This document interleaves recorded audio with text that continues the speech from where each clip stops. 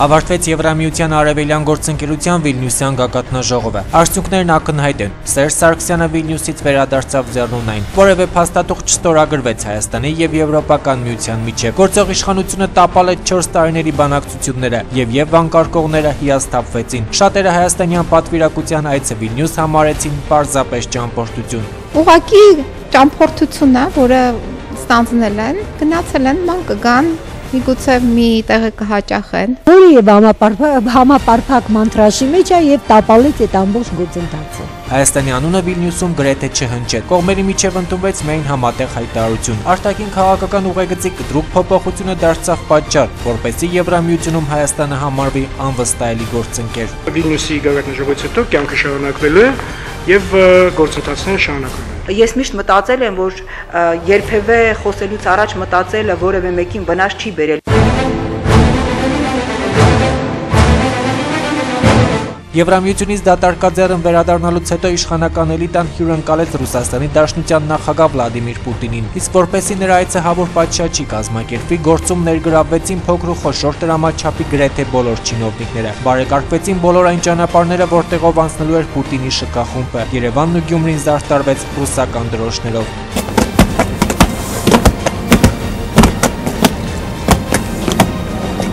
Սերժ Սարգսյանը գլուխը չէր խոնարհում, մինչև Պուտինը չխոնարհեր, մոմ չէր վառում, մինչև Պուտինը չվառեր, ծաղկեպսակը չէր ուղում ժապավենը, մինչև Պուտինը, դրոշմանիշը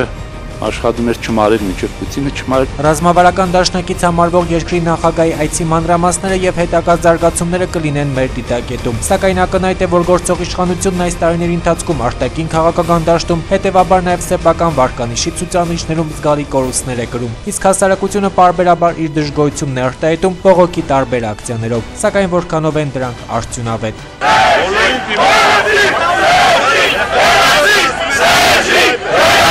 Իսկ նախագահական ընտրություններին հաջորդած զարգացումներն ապացուցում են, որ իշխանությունը մտադիր չէ նույնիսկ նվազագույն զիջումների գնալ։ Ընտրությունների միջոցով իշխանափոխության հասնելը վաղուց հնարավոր չի համարվում։ Հայաստանը շարունակում է ղեկավարել միապետի լիազորություններով օժտված նախագահը։ Ակնհայտ է, որ տեղի ունեցող արտաքին եւ ներքին զարգացումներին հայաստանյան ընդդիմադիր դաշտի արձագանքը համարժեք չէ։ Ցանկացած ընտրական գործընթաց խայտառակություն որակող, անընդմեջ քննադատող քաղաքական ուժերն իրենց պայքարի վեկտորն ուղղել են բոլորովին այլ ուղղությամբ։ Տևական ժամանակ ինչ գործող նախագահի հրաժարականի պահանջը կարծես թե դուրս է եկել իրենց արմատական ընդդիմություն համարող քաղաքական ուժերի օրակարգից։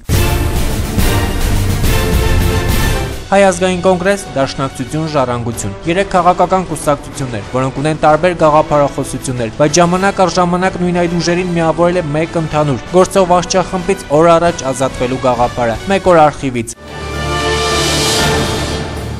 Հայաստանի ավազակապետական ռեժիմին հերթական անգամ հաջողվեց համատարած ընտրակերտիկների եւ ժողովրդի կամարտահայտության բացահայտ բռնաճնշման միջոցով պահպանել իշխանության լծակները եւ երկիրը 5 տարի եւս անպատիժ կերպով թալանելու հնարավորություն եւ արտոնագիր ստանալ։ 2008 թվականի ընտրություններից հետո Հայաստանի քաղաքացին դուրս եկավ հրապարակ պայքարելու իր քվեի եւ օրինական իշխանություն հաստատելու համար։ Տևական դատարից հետո ասպարեզ եկավ առաջին նախագահ Լևոն Տեր-Պետրոսյանը։ Պայքար, պայքար, իջեր, վերջ։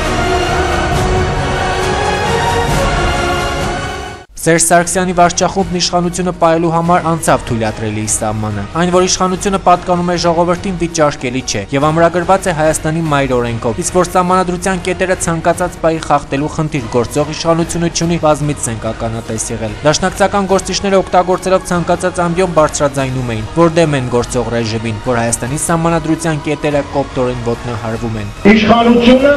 պատկանում է ժողովրդին, իշխանությունը պատկանում է ձեզ։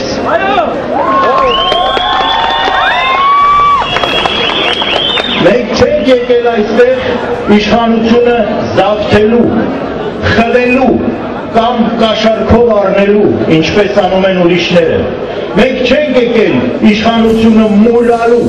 մենք եկել ենք վերադարձնելու այն, ինչ օրենքով, սահմանադրությամբ մերն է։ Գրեթե նույն սցենարը կիրառվեց այս տարեսկզբին տեղի ունեցած համապետական ընտրություններից առաջ եւ հետընտրական փուլում, մեկ տարբերությամբ։ Ընդդիմության առաջնորդը Ժառանգության ղեկավար Ռաֆի Հովհաննիսյանն էր։ Հերթական համապետական ընտրությունների արդյունքներից դժգոհ Հայաստանի 100 հազարավոր քաղաքացիների օրակարգում իշխանափոխություններ, օրեր շարունակ ընթացան հանրահավաքներ, բողոքի երթեր։ Դուք հզոր ուժ եք տալիս, որտեղ սա մի հոգու նախագահություն չէ, սա Ռաֆի եւ Սերժի պայքար չէ, այլ Հայաստանի Հանրապետության եւ մեր քաղաքացիների ավական է։ Անկախ Հայաստանի 20-ամյա պատմության ընթացքում քաղաքական իշխանությունը երբևէ պարտություն չի կրել։ Հասարակությանը հայտնի միջոցներով, ուժի կիրառմամբ, համատարած ընտրակեղծիքներով հասել է նպատակին։ Հայաստանում մշտապես գործել է իշխանության էստաֆետային փոխանցման տարբերակը։ Համակարգային փոփոխությունների ձգտող հայաստանյան ընդդիմադիր դաշտը ակտիվորեն մասնակցում էր ընտրական գործընթացին, հետո մի պատ դժգոհում ու արագորեն լռում։ 2008-ին, 3008-ին դելա լինելու, քանի կա, խնդիր պետքա պայքարել, ուրիշ բան չկա։ Մեր դեմ խաղ չկա։ Ոչ թե պետք է խոսել միայն քաղաքական մոնոպոլիայի մասին, այլ իշխող կուսակցության եւ պետության նույնացման մասին։ Ընդդիմության նպատակն է հավաքել ժողովրդին հրապարակում եւ ասել ես եմ այն ընդդիմությունը, որը ձեր օգնությամբ եւ ես եմ այն գործիքը, որի միջոցով դուք կգաք իշխանության։ Հենց դա չի ստացվում, ժողովուրդը հիասթափված գնում է տուն, ասում է այս անգամ էլ չեղա, որովհետեւ սրանք էլ մեզ խաբեցին ու գնում են։ Բոլորը ձևական են։ Ժողովուրդը բանը չի ասում, ժողովուրդը բողոքը չի ասում, ժողովուրդը հաստատը չի ասում։ Ժողովուրդը ոնց որ թևաթափ եղավ ամեն ինչից եւ չի հավատում էլ ոչինչի։ Հարթակը քաղաքական պետք է մարդկանց բացատրի, թե ինչպես, ինչ քայլերով պիտի գնալ հաղթանակի, որպես այդ քայլերը տեսանելի եւ հասկանալի լինեն մարդկանց, եթե ոչ, ուրեմն չպետք է մարդկանց հերթական անգամ տանել պարտության, տանել հուսահատության։ Իսկ քաղաքական ուժերին պարբերաբար փոխարինում էին քաղաքացիական հասարակության ներկայացուցիչները։ Սակայն ստացվել է այնպես, որ հանրային դժգոհության էներգիան սպառվում է տարատեսակ բողոքի ակցիաների վրա, որոնք երկրում համակարգային փոփոխություն այդպես էլ չեն արձանագրում։ Բացի այդ, բողոքի ակցիաները, սկսած ամենափոքր տրամաչափի չինովնիկի հրաժարականապահանջողներից մինչև ապօրինի շինարարության դեմ դժգոհողները հանդիպում են ոստիկանական լուրջ հակազդեցության։ Վլադիմիր Գասպարյանի ղեկավարած կառույցի ներկայացուցիչներն առավել ագրեսիվ կեցվածք են դրսևորում, երբ բողոքի ակցիաները տեղափոխվում են Բաղրամյան պողոտա։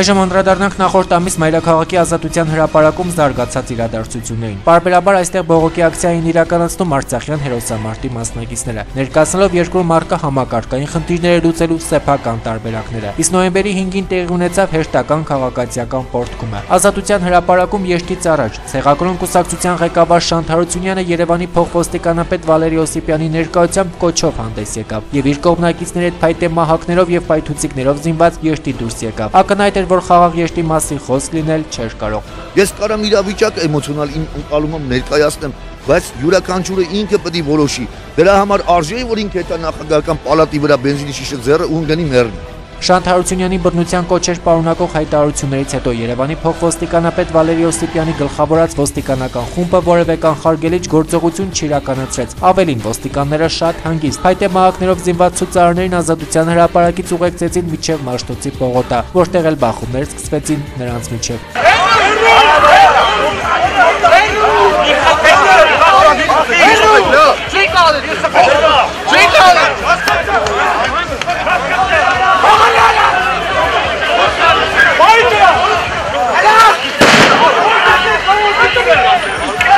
Այս ամենից հետո իրադարձությունները զարգացման այլ ընթացք ստացան։ Ակնհայտ էր, որ իշխանությունների շահերը սպասարկող համակարգի ներկայացուցիչները ցուցաբերեցին ակնհայտ անգործություն, իսկ թե ինչու եւ ում հրահանգով քննարկման այլ թեմա է։ Սակայն ժողովրդավարական երկրներում նման դեպքերում անազատության մեջ կհայտնվեին նաեւ համակարգի տասնյակ ներկայացուցիչներ, իսկ Հայաստանում Վլադիմիր Գասպարյանը շարունակում է ղեկավարել ոստիկանությունը, նրա տեղակալներն էլ շարունակում են բերման ենթարկել քաղաքացիների։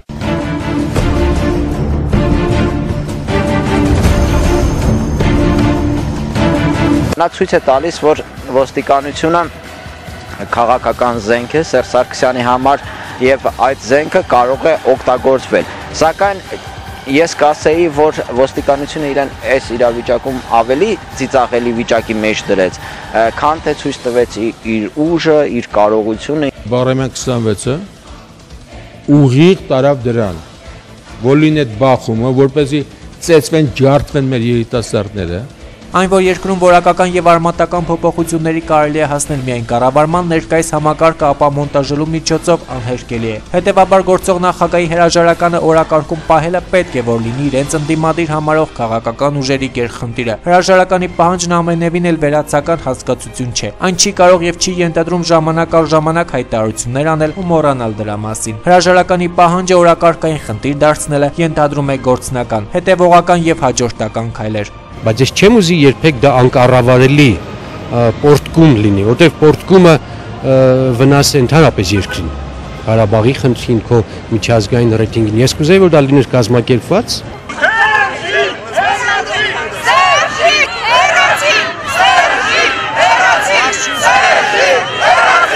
Իսկ քաղաքական ու քաղաքացիական ուժերը անդադար խոսում են փոփոխություններից առայժմ զուտ կենացային մակարդակում։ Ավելին, այսպես կոչված քաղաքացիական ընդդիմության մի հատված էլ փորձում է հիմնավորումներ գտնել, թե ինչու պետք չէ դնել Սերժ Սարգսյանի հրաժարականի պահանջը։